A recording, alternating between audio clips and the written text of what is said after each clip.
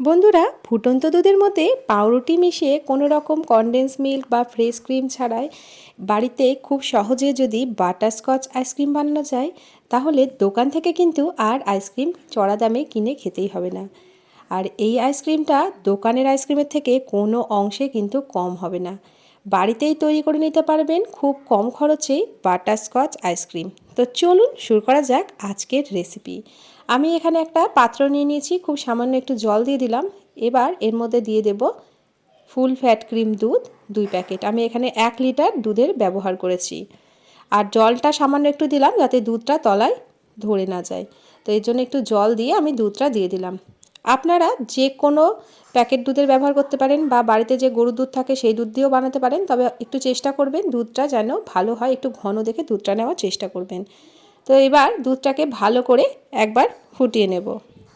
তো এখন দেখুন দুধটা ভালো করে ফুটে গেছে। এবার গ্যাসের ফ্লেমটা আমি একদম মিডিয়ামে রেখে দিয়েছি। মিডিয়ামে রেখে দুধটা আমি ফুটিয়ে নিয়েছি। তো এবার আমি গ্যাসের ফ্লেমটাকে লো করে 10 মিনিট মতো ভালো করে একটু ফুটিয়ে নেব। দুধটা কিন্তু খুব বেশি ঘন করার কোনো প্রয়োজন নেই। দুধটা এখানে 10 মিনিট মতো জাল দিয়ে যতটা ঘন হয়ে যায় তাতেই কিন্তু আমাদের হবে।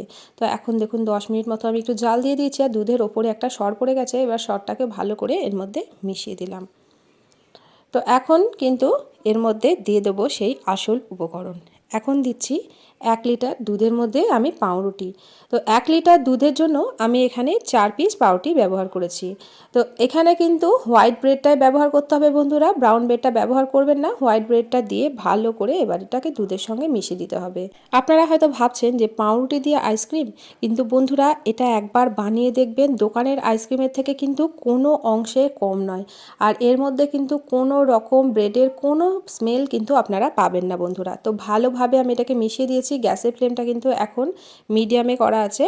তো যেহেতু বাটারস্কচ আইসক্রিম হালকা একটু ইয়েলো কালারের হয়, তো তার জন্য আমি একটু ইয়েলো ফুড কালার দিয়ে দিয়েছি। এটা আপনারা স্কিপ করতে পারেন, এর পরিবর্তে একটু হলুদ গুঁড়ো আপনারা দিয়ে দিতে পারেন। তো আমি দোকানের মতো বানাচ্ছি তাই অল্প একটু ফুড কালার দিলাম। তো এর মধ্যে দিয়ে দিলাম আমি চিনি। তো আমি এখানে মেজারিং কাপের হাফ কাপ চিনি ব্যবহার করেছি। তো চিনিটা দিয়ে ভালো করে মিশিয়ে দিতে হবে। তবে চিনিটা আপনারা কম বেশি এখানে করে নিতেই পারেন, তবে এখানে হাফ কাপ চিনি এর জন্য যথেষ্ট ছিল মিষ্টি। তো ভালো করে আমি চিনিটা দিয়ে একটু ফুটিয়ে নিয়েছি। এবার দিয়ে দিলাম ওই মেজারিং কাপেরই হাফ কাপ গুঁড়ো দুধ। আমি এখানে 10 টাকা প্যাকেটের গুঁড়ো দুধটা দুটো ব্যবহার করেছি। গুঁড়ো দুধটা দিয়েও ভালো করে এটাকে মিশিয়ে দিতে হবে। তো এবার একটা হ্যান্ড উইস্কের সাহায্যে এভাবে একটু মিশিয়ে দিচ্ছি যাতে খুব ভালোভাবে এটা মিশে যায়। গ্যাসের ফ্লেমটা এখন লোতে করে দিয়েছি। লোতে রেখে ভালো করে এটাকে একটু মিশিয়ে একটু ঘন করে নিতে হবে।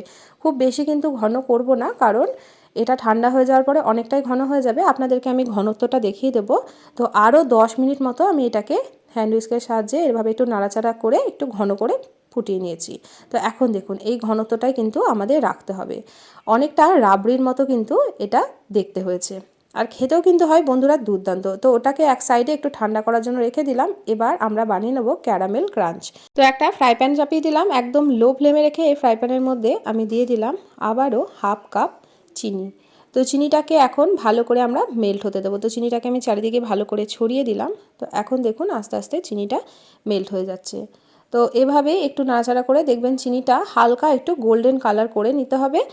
তো বন্ধুরা এভাবে আমি দেখুন একটা স্প্যাচুলার সাহায্যে একটু নাড়াচাড়া করে দিচ্ছি। আর গ্যাসের ফ্লেমটা কিন্তু অবশ্যই করে একদম লোতে রাখতে হবে। গ্যাসের ফ্লেমটা হাই করবেন না, তাহলে কিন্তু এটা পুড়ে যাবে, তখন কিন্তু এটা খেতে একদমই ভালো হবে না।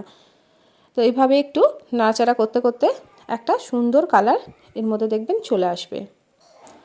আর এদিকে আমি নিয়েছি অল্প একটু বাটার। যেহেতু এটা বাটারস্কচ আইসক্রিম বানাচ্ছি, তাই এর মধ্যে কিন্তু অবশ্যই করে বাটারের ফ্লেভারটা দিতে হবে। তো এখন দেখুন এটা সুন্দরভাবে গোল্ডেন কালার হয়ে গেছে। তো এখানে আমি দিয়ে দিচ্ছি হাফ চামচ বাটার। তো আমি এখানে বাটারটা এর মধ্যে ভালো করে একটু মিশিয়ে দেব।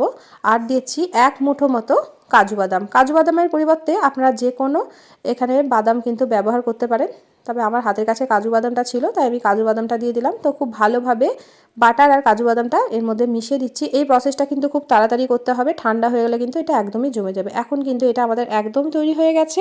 একটা প্লেটের মধ্যে কিছুটা বাটার আমি আগে থেকে ব্রাশ করে রেখে দিয়েছিলাম। এই প্লেটের মধ্যে খুব তাড়াতাড়ি করে কিন্তু এটাকে ছড়িয়ে দিতে হবে। এটা কিন্তু ঠান্ডা হলেই জমে যাবে বন্ধুরা। যদি আপনাদের মনে হয় জমাট বেঁধে গেছে আর একবার গরম করে নেবেন, তাহলেই কিন্তু আবারও আগের মতোই হয়ে যাবে। এটা তরল হয়ে যাবে। তো এভাবে আমি একটু ছড়িয়ে দিচ্ছি। তো এটা কিন্তু সেট হতে একদমই সময় লাগে না, খুব তাড়াতাড়ি সেট হয়ে যায়, যেহেতু এর তলায় আমরা বাটার দিয়ে দিয়েছি তো খুব তাড়াতাড়ি কিন্তু এটা সুন্দরভাবে উঠে যাবে। তো এখন এটা ঠান্ডা করার জন্য আমরা কিছুক্ষণের জন্য রেখে দিচ্ছি। আর এইদিকে এই মিশ্রণটা কিন্তু আমাদের অনেকটাই ঠান্ডা হয়ে গেছে। এভাবে দেখুন কতটা ঘন হয়ে গেছে, এরকমই কিন্তু আমাদের টেক্সচারটা লাগবে। তো এটাকে ঢাকা দিয়ে আমরা ফ্রিজের মধ্যে রেখে দেবো, একদম চিল ঠান্ডা করে নিতে হবে এটাকে। তো চলুন এটাকে আমরা এবার ডিপ ফ্রিজে ভরে দিই। তো এইদিকে আমি এটাকে ফ্রিজের মধ্যে ভরে দিলাম। তো এটাকে 2 ঘন্টা মতো একদম চিল ঠান্ডা করে নিতে হবে, তারপর এটাকে আমি দেখাবো আপনাদেরকে। তো তার আগে এটাকে আমরা দেখুন কত সুন্দরভাবে এই ক্যারামেল ক্রাঞ্চটা আমাদের উঠে যাচ্ছে।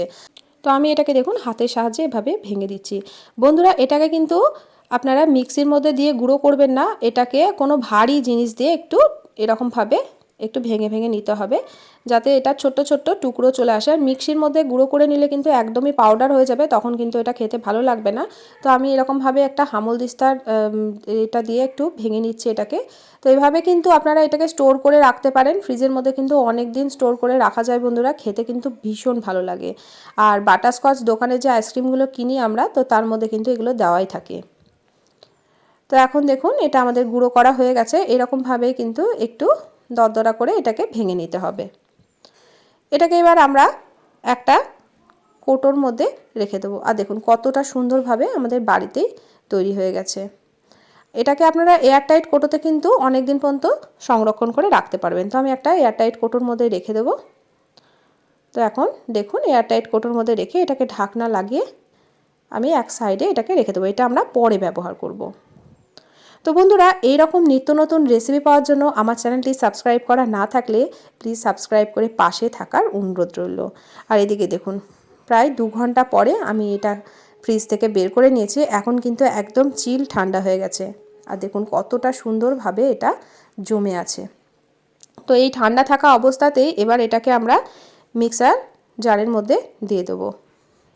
তো সম্পূর্ণ মিশ্রণটাকে মিক্সার জারের মধ্যে আমি দিয়ে দিচ্ছি। বন্ধুরা রেসিপিটা কিন্তু পুরোটা দেখবেন, একটুও স্কিপ করবেন না, নাহলে কিন্তু প্রসেসটা মিস করে যাবেন, তখন কিন্তু এতটা সুন্দর আইসক্রিম আপনারা বানাতে পারবেন না। তো এবার এটাকে মিক্সার গ্রাইন্ডারের মধ্যে একবার ঘুরিয়ে নেব, বেশিক্ষণ কিন্তু ঘোরাবেন না, পালস মোডে 2-3 বার এটাকে একটু চালিয়ে নিতে হবে। তো এখন দেখুন একদম ক্রিমি একটা পেস্ট তৈরি হয়ে গেছে। তো এর মধ্যে আমরা যেহেতু বাটারস্কচ আইসক্রিম বানাচ্ছি, তাই বাটারস্কচ এসেন্স আমি দিয়ে দেবো। আপনাদের হাতের কাছে যদি বাটারস্কচ এসেন্স থাকে তাহলে অবশ্যই দেওয়ার চেষ্টা করবেন, না হলে আপনাদের ভ্যানিলা এসেন্স যদি থাকে ভ্যানিলা এসেন্সটা দিলেও কিন্তু হবে। তবে আমি যেহেতু দোকানের মতো বানাচ্ছি তাই বাটারস্কচ এসেন্স দিলাম। আর এর মধ্যে দিয়ে দিচ্ছি আমি 2 চামচ দুধের স্বর বা মালাইটা এখানে 2 চামচ দিয়ে আমি ভালো করে মিশিয়ে দিলাম। এই সময় আমার ক্যামেরাটা ব্লার হয়ে গেছিলো, তো তার জন্য আমি দুঃখিত। তো ভালো করে আমি একবার মিশিয়ে দিলাম। আপনাদের কাছে যদি ফ্রেশ ক্রিম থাকে তাহলে আপনারা ফ্রেশ ক্রিমটাও ব্যবহার করতে পারেন। তো এবার আমি ভালো করে মিক্সার গ্রাইন্ডারে আর একবার পালস মোডে এটাকে চালিয়ে নিয়ে চলে এসেছি। এখন কিন্তু আইসক্রিমের মিক্সচারটা আমাদের একদম রেডি হয়ে গেছে বন্ধুরা। তো খুব বেশি কিন্তু এটাকে মিক্সার গ্রাইন্ডারের মধ্যে গ্রাইন্ড করা যাবে না, হালকা করে একটু গ্রাইন্ড করে নিয়েছি। তো এবার আমি এরকম একটা কন্টেনার নিয়ে এসেছি, এটা একটা আইসক্রিমেরই কন্টেনার, আপনারা এরকম কন্টেনারের মধ্যেও জমে নিতে পারেন বা যে কোনো স্টিলের বাটির মধ্যেও কিন্তু এটা জমে নিতে পারেন আইসক্রিমটা। তো এবার দেখুন এভাবে আমি এটাকে মিক্সচারটাকে দিয়ে দিচ্ছি এই কন্টেনারের মধ্যে। এবার ওপর থেকে যে আমরা ক্যারামেল ক্রাঞ্চটা বানিয়ে রেখেছিলাম সেই ক্রাঞ্চটা ওপর থেকে একটু দিয়ে দেবো, যাতে প্রত্যেকটা বাইটে এই ক্রাঞ্চটা পড়ে। ভীষণ ভালো লাগে খেতে বন্ধুরা, অবশ্যই করে এভাবে একবার হলেও আইসক্রিমটা বানিয়ে দেখবেন। দোকান থেকে কিন্তু আইসক্রিম কিনে খাওয়ার আর ইচ্ছাই করবে না। তো আবারও দিয়ে দিচ্ছি কিছুটা মিক্সচার, আবারও এর ওপর থেকে দিয়ে দেবো কিছুটা ক্যারামেল ক্রাঞ্চ। এই আইসক্রিমটা কিন্তু ছোট থেকে বড় সবাই খেতে ভীষণ পছন্দ করে, আমার বাড়িতে তো ভীষণ পছন্দ করে সবাই বন্ধুরা। আর এই আইসক্রিমটা খেতেও হয় কিন্তু দুর্দান্ত, দোকানের থেকেও কিন্তু কোনো অংশের কম নয়। আমরা তো সবাই জানি দোকানের কেনা যে আইসক্রিম অনেক রকমের প্রিজারভেটিভ দেওয়া থাকে, যার জন্য বাড়িতে এরকমভাবে হোমমেড কিছু জিনিস দিয়ে আইসক্রিমটা বানিয়ে দেখবেন, খেতে কিন্তু দুর্দান্ত হয়। তো এখন আইসক্রিমটা পুরোটাই আমরা এই কোটোর মধ্যে দিয়ে দিয়েছি। এবার ওপর থেকে আরও কিছুটা এই বাটার স্ক্রাঞ্চগুলো আমরা দিয়ে দিচ্ছি, তো ওপর থেকে সুন্দরভাবে একটু সরিয়ে দিচ্ছি।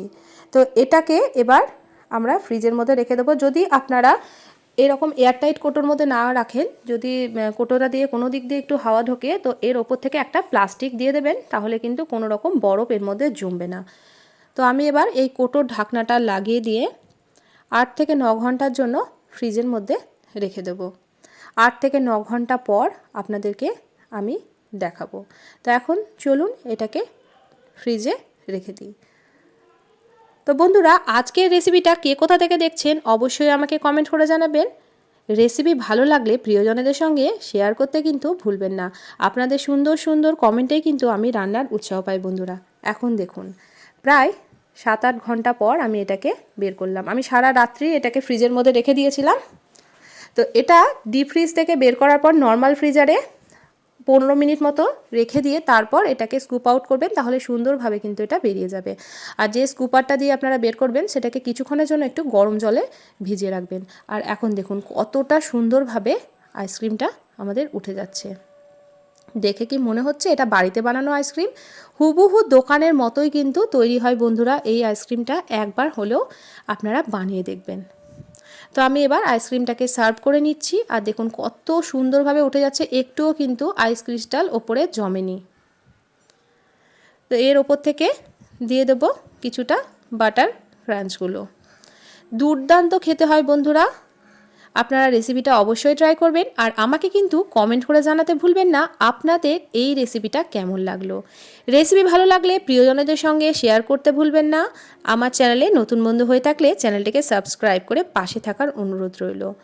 এরকম নিত্য নতুন রেসিপি পাওয়ার জন্য চ্যানেলে সাবস্ক্রাইব করে পাশে থাকা বেল বাটনটিকে প্রেস করে অল নোটিফিকেশানটা অন করে রাখবেন, যাতে নিত্য নতুন কোনো রেসিপি দিলে সবার আগে নোটিফিকেশান পৌঁছে যায়। আজকের মতো আসি, ভালো থাকবেন, সুস্থ থাকবেন।